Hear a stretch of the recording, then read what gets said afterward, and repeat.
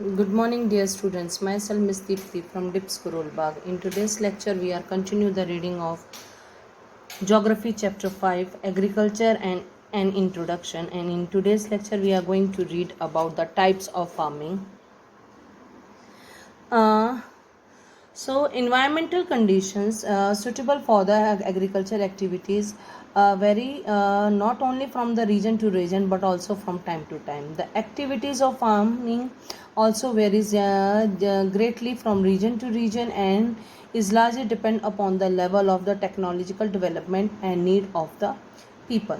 So types of farming is not depend upon the geographical factor, but also it depends upon the technological factors as well as human factor also. Now, on the basis of the geographical environment, the labor level of the technology and demand for the product, farming can be broadly classified into following types. One is subsistence farming and second is the commercial farming.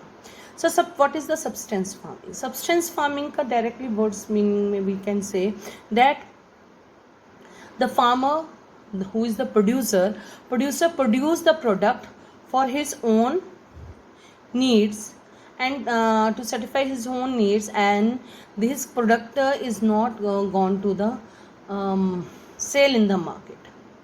So that is known as subsistence farming. Like here they have said that a product are to be consumed by the farmer and no product can be reached to the commercial market. So, what are the main reasons behind it? The main reason is that the farming are small landholders, the high production, high population pressure, crops according to the farmer needs, the domesticated animals, etc. These are the causes for why the subsistence farming is done in the particular regions. The main crops are grown in the crop in the subsistence farming is rice, wheat, maize, millets, and pulses. Subsistence farming can be further classified into intensive subsistence farming, shifting cultivation, and the nomadic herding. The first is intensive subsistence farming. It involves the cultivation of small land holding with the help of primitive and small tools. So, as we can see that the land is if the land is very small, so we are not able to use the modern machinery, modern technology. So, in this in the intensive subsistence farming, the traditional way of farming is done in the farms and with the simple tools. The work on the farm is mostly done by the farmer and his family. No, as they cannot bear the any worker because of the cost, and mostly this hot and humid region, farmers are in the position to raise more than one crops in the same field in a 1 year.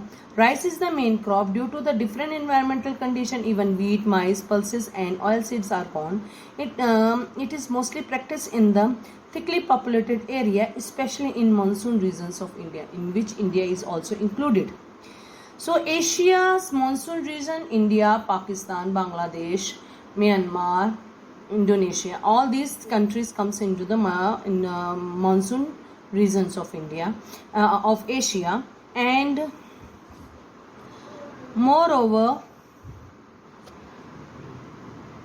next is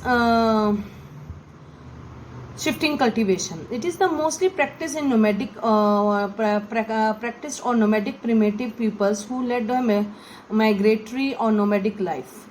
Nomadic or migratory life means the person who can move from one place to another place in search of food, water, crops, and grass, so and so. So those type of life is known as the nomadic life. So it is involve the rotation of field rather than the rotation of crops. It is popular in the Amazon rainbow basin, tropical Africa, part of the Southeast Asia and Northeast India, where the rainfall is very high and very dense forests are found in these areas. These regions are hot and humid climate. Normally, a patch of land is cleared by cutting or burning the trees. The ashes are mixed in the soil. The main crops produced are maize, potatoes, yam, and cassavas. After 2 or 3 crops, the land becomes infertile. The plot is abandoned and a new one is selected. This system is also known as slash and burn agriculture. Shifting cultivation is known by different names in different part of the world, like Jhum in East India, Lading in Indonesia, Milpa in Central America, Kinzin in Philippines, Ray in Vietnam, Roca in Brazil, etc. So shifting cultivation has different name in different part of the world, but the system is same, that they they clear up a piece of plot by burning or cutting off the trees. Then they grow the crops for 2 or 3 years. After 2 or 3 years, that they leave. When the fertility of the soil goes down, they leave the place and go in search of another new place, and they do the same. So this is known as shifting cultivation. Next is the nomadic herding. It involves the movement of herdsmen along with the animals in search of fodder and water. The main type of animal kept by nomadic herders include camels, sheep, goats, yak, etc. These animals can meet all the needs of the herders and their families. So it provides milk, meat, wool, hide, skins. Nomadic regions in the world. Nomadic herding is widely practiced in the semi-arid. Arid means where the land is not so fertile, or arid regions of the world. Semi-arid, where the land is little bit fertile but not so fertile, and the arid means, as we know, the Banjar land. It includes the Sahara Desert in Africa, Central Asia, and some part of India, like Thar Desert is in India.